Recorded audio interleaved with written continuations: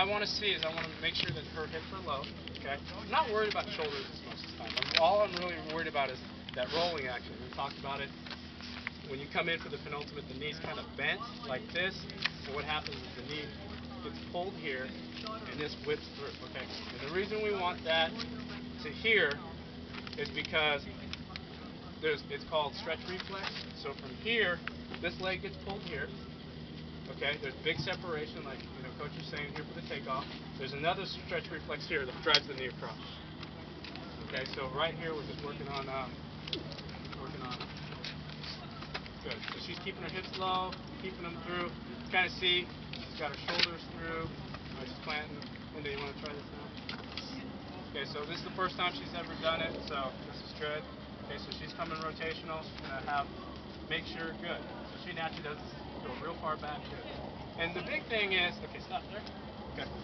Watch with Linda. If I pull her right knee to go past her toe, instinctively what's going to happen is it's going to cause such a stretch reflex right here, it's going to pull her foot forward. Okay, so if I pull it here, see how nice, just the reactionary thing, she comes forward. Okay, with that, that's perfect what we want. Okay, so good drop, good. Just keep your hips low.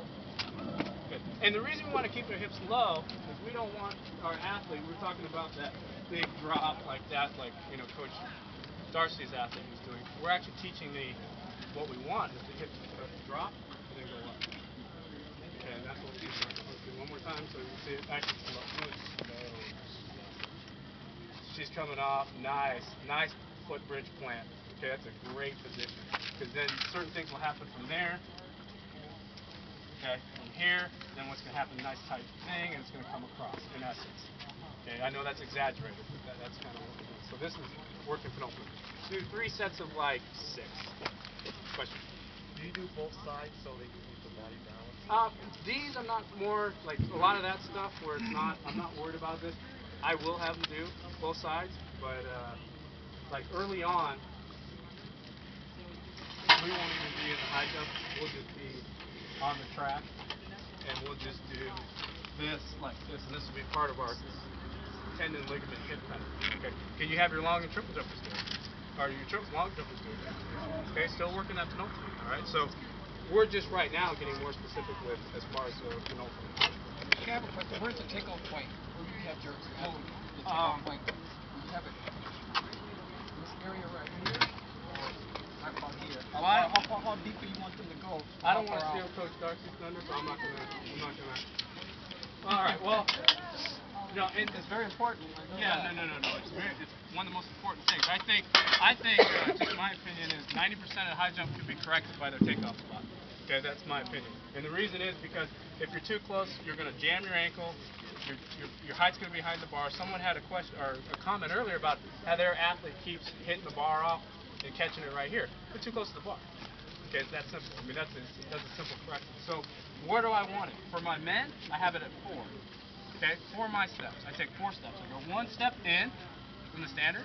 Okay, because instinctively they're scared of hitting their head on the bar. On the standard.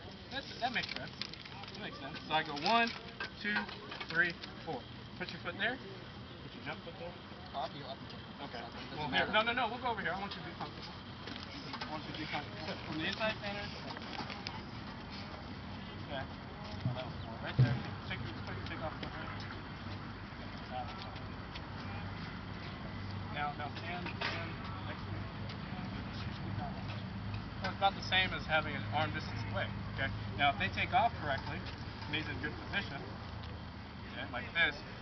No, you're fine. You're fine. And this is a great point. It's a low impact thing. This is not a high impact thing. He can do this.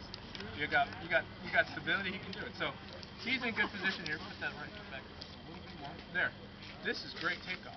This is a great takeoff position. So for my men, 4 feet, 1 foot in, 4 feet out. For my girls, 1 feet in, 3 feet out. Darcy, I'd probably have her about 3'6". Depends on the athlete. She's a little bit taller.